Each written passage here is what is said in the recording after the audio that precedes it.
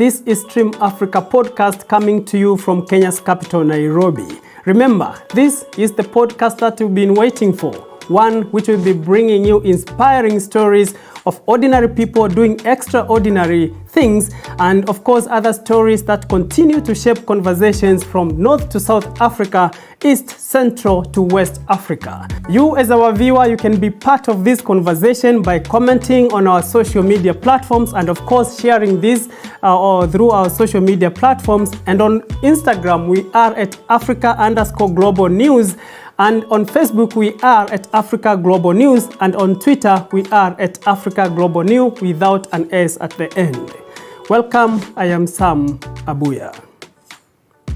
And in this, our first episode, actually we want to turn our focus to matters youth and leadership in Africa. We are asking the pertinent questions. What is the place of young people on matters leadership across the continent? What have the various governments created an atmosphere favorable for young people to rise into positions of leadership? And to help us understand these in details, I'm joined here on studio by a very good gentleman. He is a policy analyst and he will tell us more about himself. Welcome, Mr. Edwin Kegoli. Thank you. It is my pleasure to be with you here today. That's great. Probably you can tell us a little bit about yourself. You can basically introduce yourself before we delve into our conversation. Thank you. My name is Edwin Kegoli, and I am a political and policy analyst, and I'm a Kenyan from Nairobi. Yeah. And it is a true honor to be part of this podcast today. That's great. Before actually we came on set, you mentioned something to me that you've been on youth matters youth leadership on various platforms. Maybe you can tell us a little bit about that. Well, up to my being today, I've held various leadership positions before. I've been a student leader at my university. I've been a commentary on matters policy, politics, leadership, governance across our television stations in this country. And I'm actively involved in community organizing, as rallying the community behind the actualization of sustainable development goals, as well as rallying effort towards the realization and community participation in Kenya Vision 2030. Wow, quite a lot there. Just wondering, you said you've been really involved on matters youth leadership, especially in our country, Kenya here, where we are coming from. As they say, charity begins from home. And maybe having interacted with the young people, and especially on matters leadership, would you help us in painting the picture of youth and leadership in this country, especially now that Kenya is gearing up to general elections that is slated, or rather coming up in less than 3 months, I believe? In my interaction with the young people, most especially, I noticed there are different facets or groupings of young people. There are those who are genuinely concerned about how leadership is in the country and want to make a change. They want to actively participate in the leadership process of this country. And there are those who are disinterested in the state of affairs, as they say things should be the way they will be. They don't want to take an active role in shaping policy decisions, determining who becomes the next member of parliament, who becomes the governor, who becomes the president.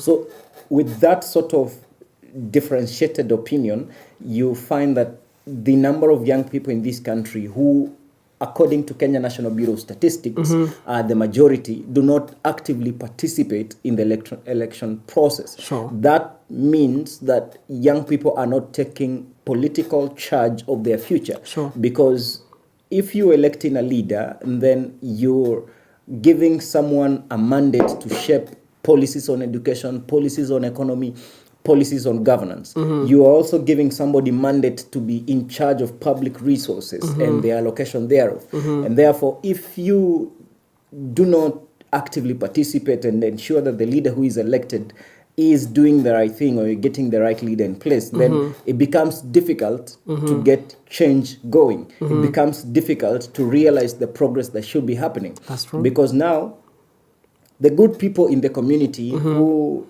genuinely would interrogate the blueprints of various leaders do not want to take that mandate. Sure. Instead, they let the leaders who come and bribe their way into office confuse and convolute the system, thereby getting wrong leaders in place, and then that becomes an issue towards getting the desired results. Sure. Now, after that, you start to complain about the poor state of infrastructure, you complain about corruption, you complain about misallocation of resources. Sure. We say there is a skewed allocation of resources. So we say our community is left out. Maybe not because it's just left out, but because we got wrong leaders in place who cannot champion for any development agenda in that region. So when they get into office, because they have spent quite a lot of money, they have to recover. Definitely. And now that's sidestepping the public mandate of delivering for the people. So first of all, they have to recover the money spent and then balance themselves and then get more resources for the next election. And by the time the 5-year period cycle is over. So no development, no actually proper implementation of policies that would move communities' agendas forward. Well, listening to you carefully, you've really married like politics and money. Are these things intertwined? Is it one of the things probably that you would say is disadvantaging the young people in one way or the other in terms of rising to positions of power? I know this is applying in many jurisdictions, not just in Kenya, because it is not easy to separate politics and money. Because even if you want to put a poster, that would mean a cost. Sure. For you to logistically get your campaigns going, that is a cost. Yeah. So every campaign is costed. And there are those who use quite a huge sum of money, chunks of money to get into power. They could buy themselves into power. Those who genuinely campaign on moderate resources or very little resources, maybe because of their capacities, and you find them winning.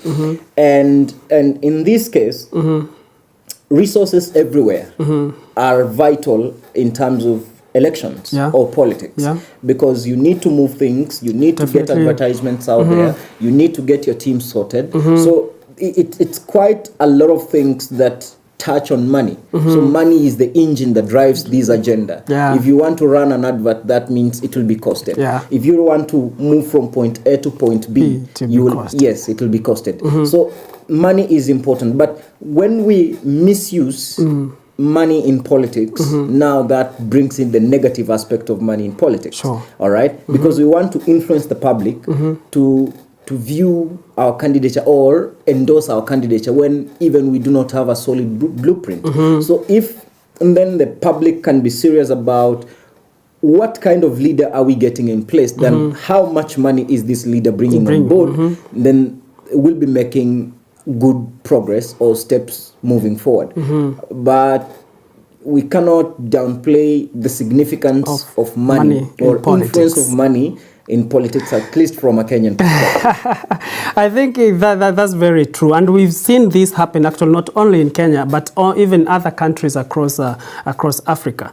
And but that said and done, in the just concluded party primaries, we saw young people win party tickets in some areas within Kenya, that is. What does this speak? What does this say? Does it mean that probably in one way or the other, again, we are heading to the right direction? Yes, I will say we are headed in the right direction because the public is also interested in new faces, new blood. They want to try new people than the traditional old, well-resourced individuals. So those young people who are stepping up are showing promise, and they're showing that they are ready to lead. They are ready to take charge. And that is what we want to see in young people. Let us step up. We have the numbers. Can we rally behind our fellow young people and trust them to lead or take charge of public mandate? Because at this point in time, dynamics are changing. Very true. And there are people who are deeply embedded in the status quo, where they do not appreciate the sense of changing times and circumstances. And therefore, you find myopia in public policy making, where the old guard are still holding on to the old power, yes, the old traditional way of doing things, when right now it's about adaptiveness, about innovation, creativity, very true, questioning, and something which the young people can easily bring on board. Do and actually get things moving. Because right now it's an era of adaptive change. That's true. All right, that's true. The old solutions to new problems do not work. Yeah. So we need questioning, improvisational. We need adaptiveness, innovation that is going to drive economic growth and development.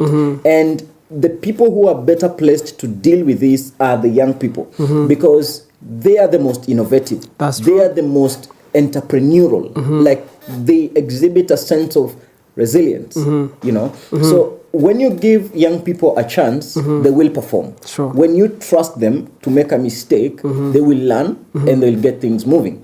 So we must, as a society, and especially this is to the old generation, most of them feel threatened by the young people because, young people will come in a lot of vibrance, a lot of energy. Yes, and new ways of doing the ordinary things. And of course, because of that, preservation of status, the old guard would try to push away the young people, where in the long run it will prove futile. Sure. Because change is coming, and you cannot resist change forever.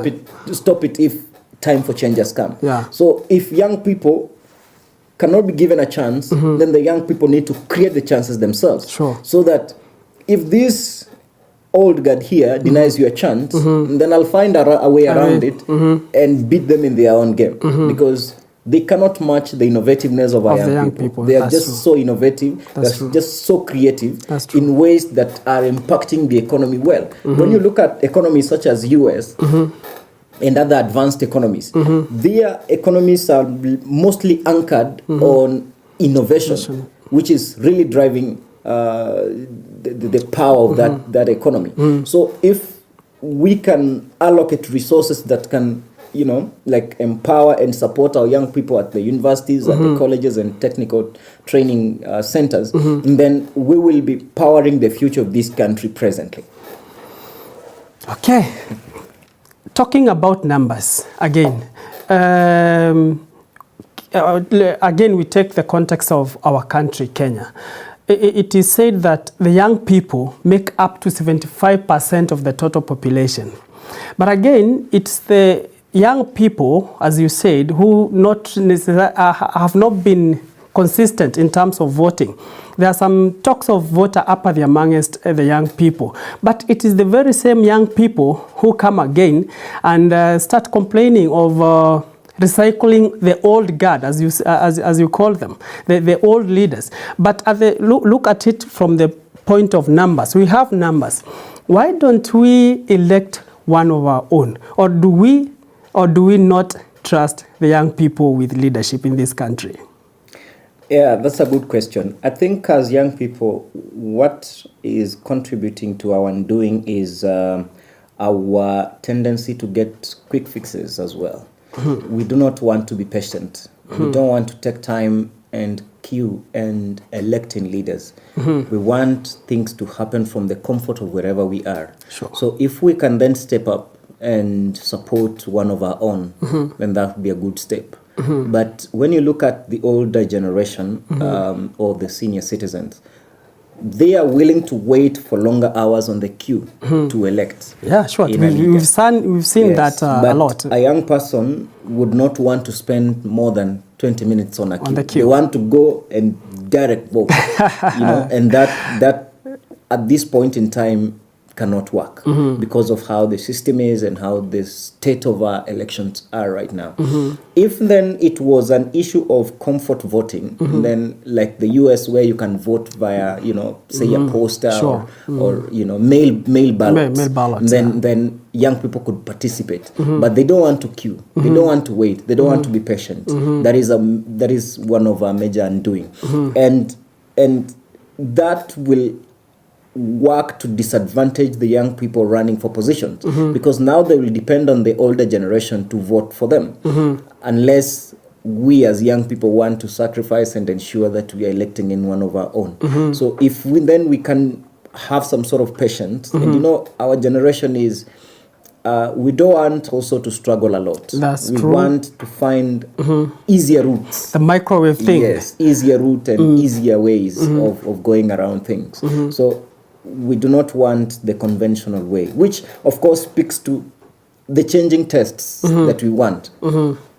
You see, I spoke about myopia. Yeah, true. And myopia in policy making is speaking to what is happening right now. You see, it's just that sometimes as a country we don't trust our institutions very well. But if we were to modernize elections in this country and make it easier to vote, then we could be dealing with the issue of apathy, as you had talked about. Sure. It. We could have a voter turnout that is a lot more, a percentage that is higher than the conventional way of going to queue and vote. So if then we can find ways on how to, credibly vote with multiple streams, maybe there is... Not necessarily going to queue. Yeah, to queue and actually cast the vote physically. Yes, I can go get the ballot, send it through a poster, I can get into a system, it identifies me, I have to log in with my biometrics, and I'm able to cast my vote, all right, with a secure, strong, robust system of transmitting election results. But to cut you on that, you having led young people in this country, actually up to the university level, and now as a country or as a continent, actually, we are not yet there, whereby probably someone can cast their vote through mail. You get? Would you say that this is a good challenge that you can throw to the young people, that they take up that challenge, go and physically vote, rather than just avoid or not vote, then later come back and complain? You see, we have to trust ourselves, because if we don't trust ourselves, then there is no point writing Africa Agenda 2063. That's true. There is no point having these fine, beautiful blueprints in place if we cannot follow them with procedure and systems and processes and actual steps to get them done. Because when you talk about a working democracy, when we talk about inclusive growth, when we talk about a fair and free election process in Africa, what do we mean? And all these things are encapsulated in the Africa Vision 2063. And that to me sounds like a good ambition that is not followed with a purpose, a plan, a process, an actual implementation of the policy itself. Because when we talk about a robust democracy in Africa, what do we mean? When elections are held, you still see and feel a deep sense of, people wanting to convolute the electoral system, wanting to, manipulate election results. That's true. These issues, and we still see coup d'etats in Africa.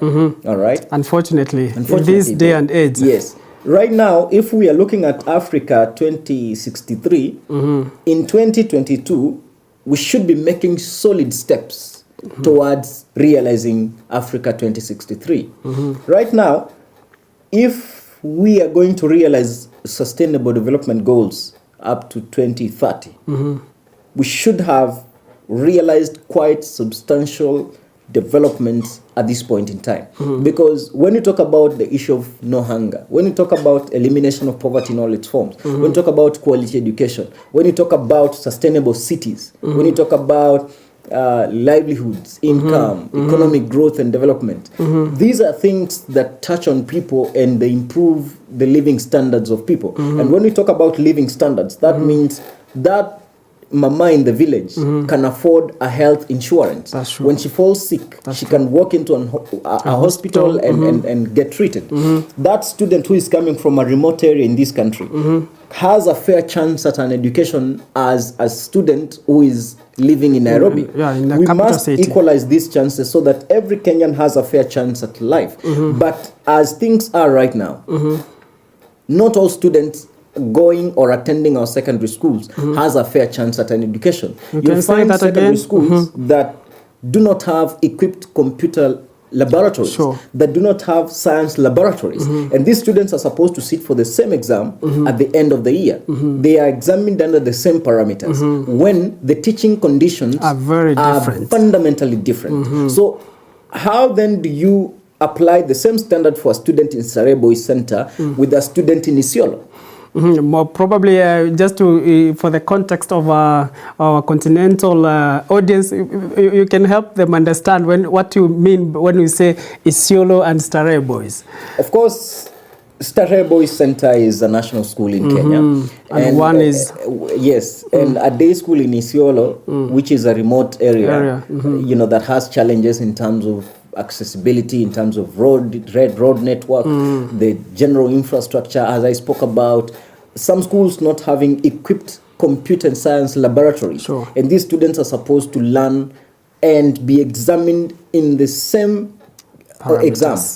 They are sitting for the same exam, yet the teaching conditions are fundamentally different. The one in Starehe Boys Center has a fair chance at life because they have equipped computer laboratories, they have equipped library facilities, they have equipped everything academic they need to have. That's true. But that in Isiolo has to make do with the remote Kenya, yes, that is. You know, maybe even some of them do not have electricity. They do not have a library facility that they can go and make their studies or revisions to make or enhance their chances at success in life. So when we look at these disparities and sustainable development goals are coming in to ensure this gap is breached, Kenya Vision 2030 is in place because we want to breach this gap.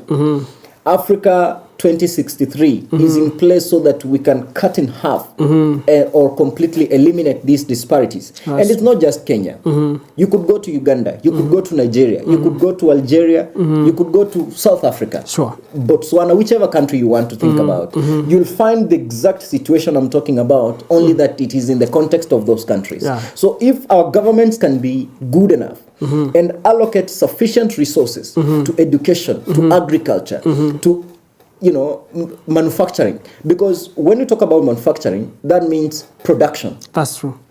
That is going to create jobs. That is going to for the young people, especially, the growth of our GDP, not just in figures, but in actual sense. You see, there is the growth of GDP in reports and writings, but there is that GDP on the ground. Yes, the actual growth.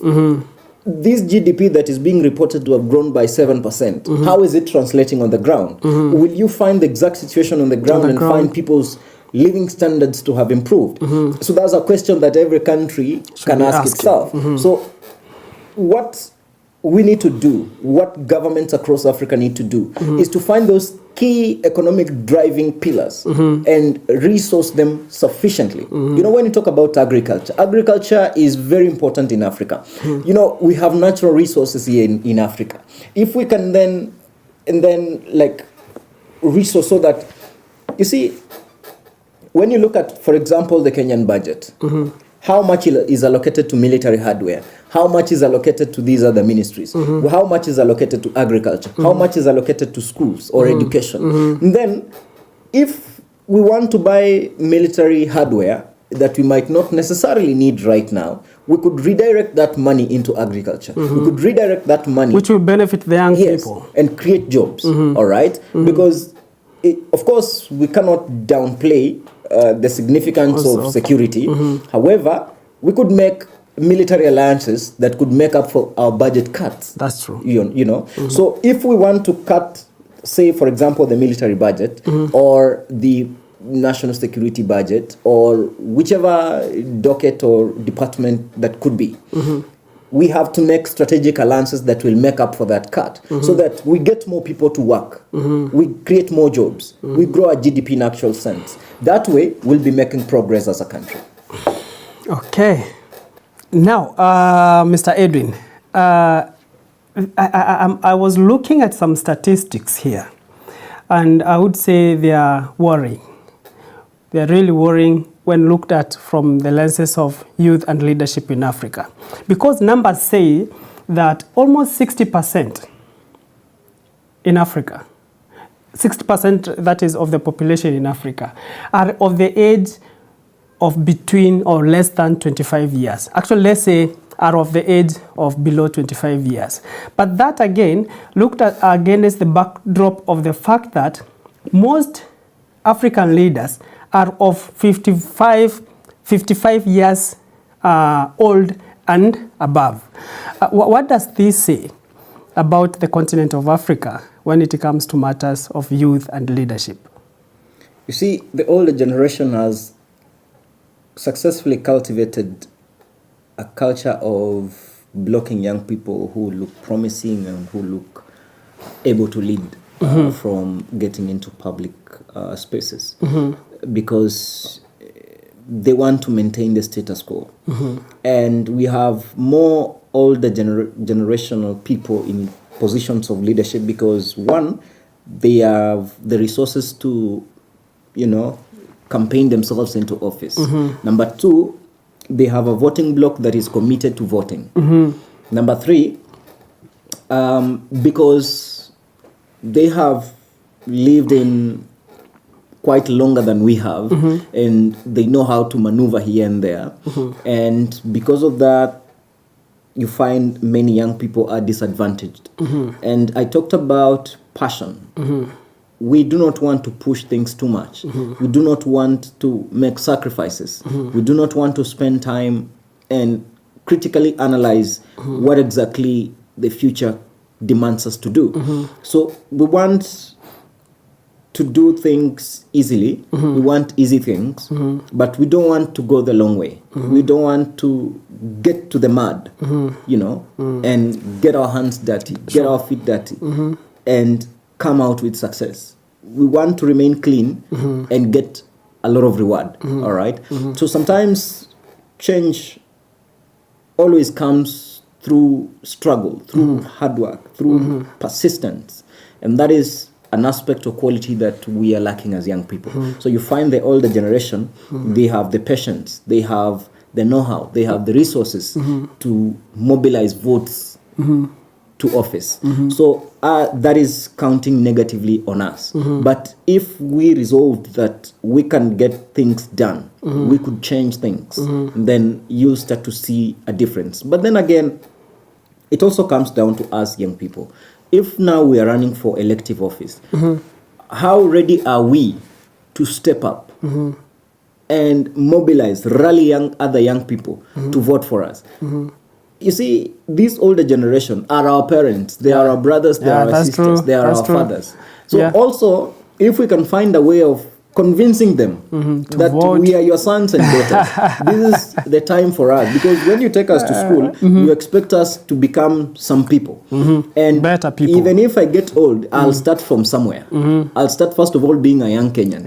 And then before I transition into an older or senior citizen. That's true. So we have to also convince them that they buy into our vision, that they see sense in electing us. And I'm happy because we have quite a number of younger people, even in the National Assembly, who were elected. All right. So those should serve as an example to other young people aspiring. And as you had mentioned earlier in the introductory part, we have seen young people win party primaries in this just concluded exercise. That is a good indication that some young people are stepping up. And this is a good one that many of us need to pick or learn from. So we need to know exactly what we want, where it is, and how to get into the future. Because the future does not belong to the senior citizens. It belongs to young people. And the policy decisions that are made right now, unfortunately, majority of the decision makers, or most of the people who decide for the future, are the people whose future does not belong to. So when you make decisions touching on the future and you do not involve fully the stakeholders that are supposed to charge into that future, and then we will find policy hitches that will start to bring problems and will need re-evaluation. Just to jump in, so okay, what I'm hearing is the kind of underrepresentation that we are seeing across the continent of young people in governments and in positions of power are contributing in one way or the other into this kind of policy hitches that you're talking about. Because again, the same statistics show that only 14% of members of parliament around Africa, actually, not just only in Kenya, are of the ages of 40 years and below. That means there is a very significant population amongst the African population, that is the young people, who are not really well represented in these tables of policy making. You see, in most African countries, elections have been made to look like a matter of life and death. And that will involve mobilizing significant resources to ensure one is winning. And that is disadvantaging many young people because many of them do not have the resource capacities to mount a serious political campaign. And that's where the older generation comes in because they have the resources, they have the networks, they have, the know-how on how to convolute the system. Because if you want then to convolute it, it comes with a resource cost. And young people are not capacitated on that one. So it becomes a bit difficult for us to, overcome such hurdles or challenges that are placed on our way. That's great. Now, I want us to switch gears. We want to go to South Africa. There is a certain clip which I want us to have a look at about something which Julius Malema said sometimes back, but not really long time ago. But you have our viewer from wherever you're watching us from. Remember, as I said in the beginning, you can be part of this conversation by sharing, commenting, and even liking on our social media platforms. On Facebook, we are at Africa Global News. On Twitter, we are at Africa Global News without an S at the end. And on Instagram, we are at Africa_Global_News. We'll be right back after this short break. The poor of the poorest are in a silo. Around the silo. Lena pena. Hey. Little Arisanyaka, I can't tell her, la fisha di tower, la fisha di clinic. Eba fejal fisha di clinic, edi katodita, where is the keeper? Magalia change,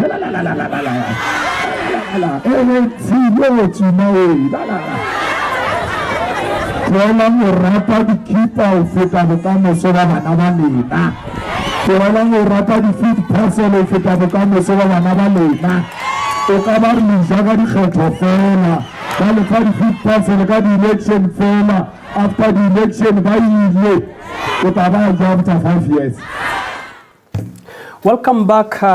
This is Stream Africa Podcast. As I said in our introduction, we are coming to you from Kenya's capital, Nairobi.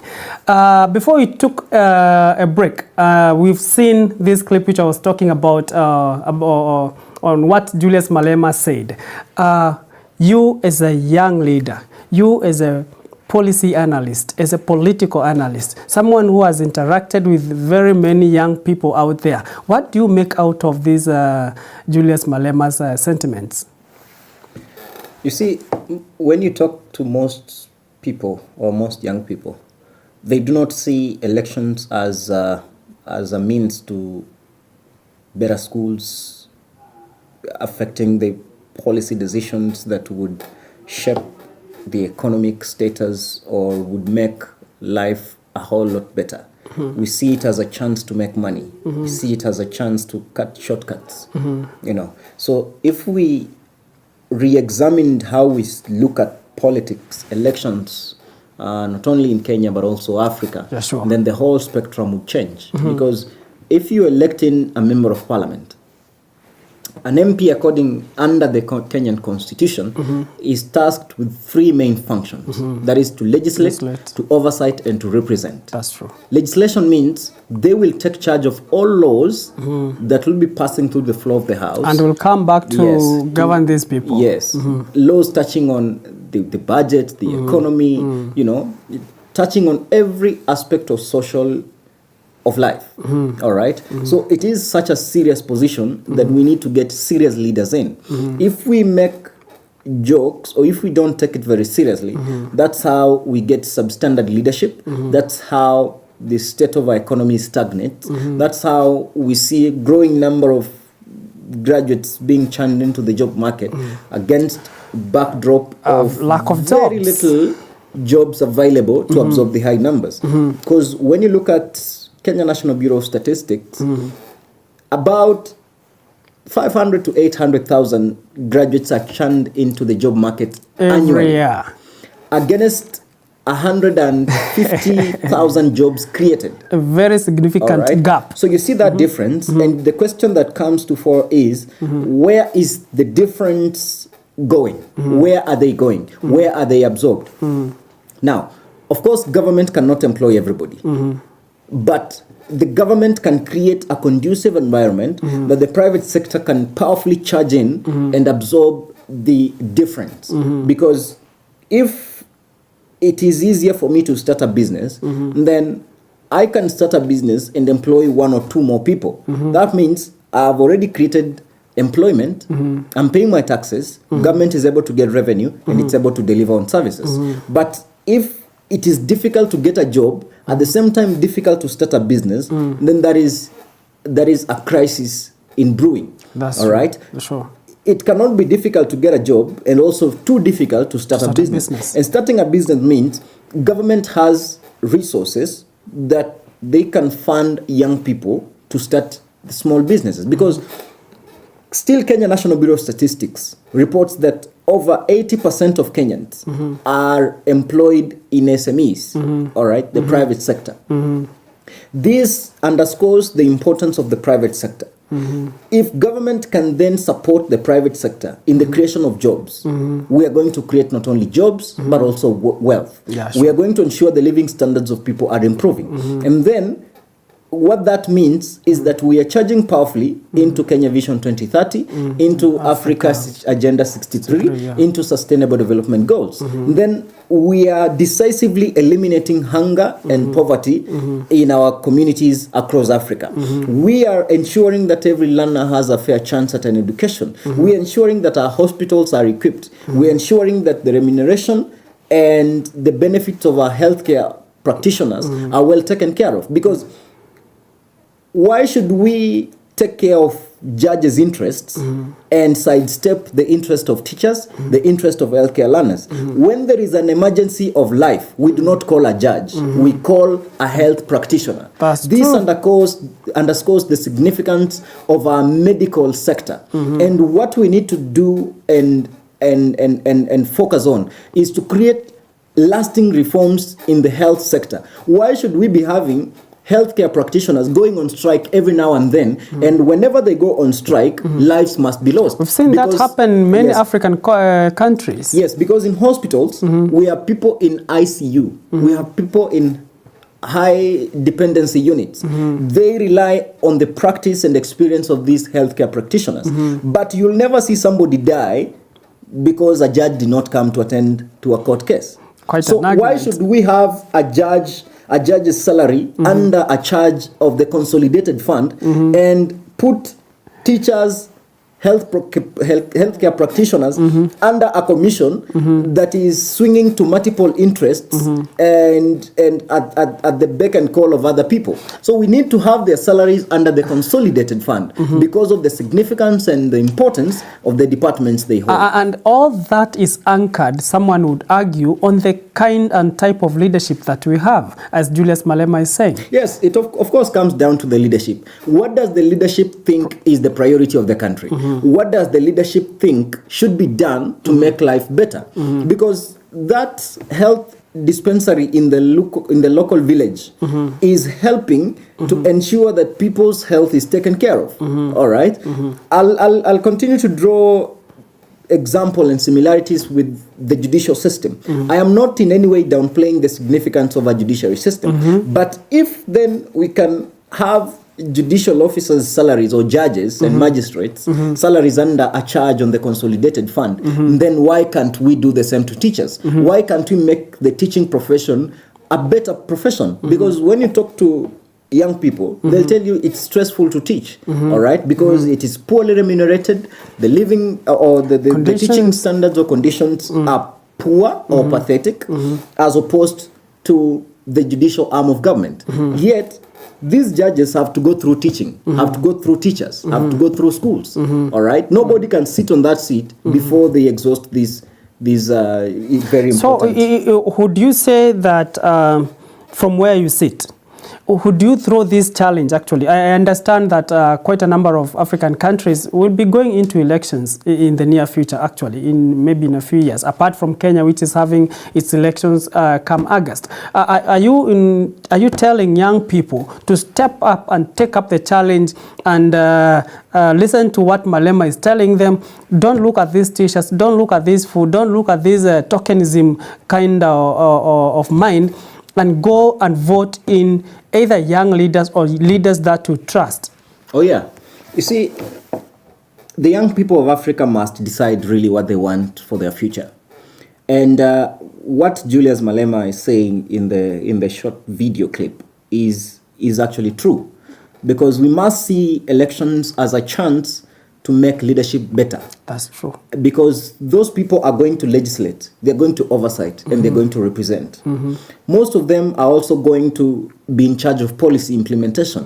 If we get crooks to implement policy decisions, then we expect crooked results. Yeah, definitely. Right? When the beginning is crooked, the outcome is as it's predictable garbage as it in, can garbage be. out. Yes.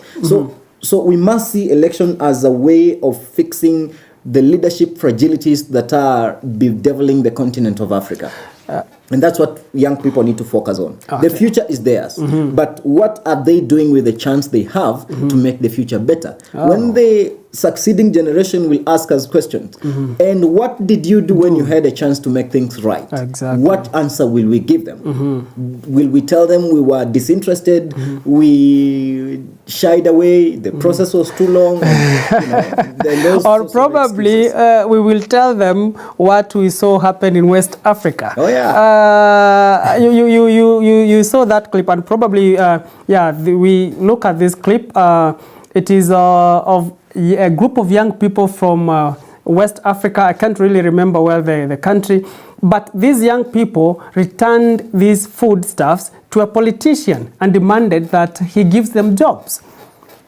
Is that what we will be telling our next generation? That there was a time that when these politicians came to us, probably with this tokenism kind of a mind, tried to bribe us with food to vote them in, and we told them, no, take your food, give us jobs.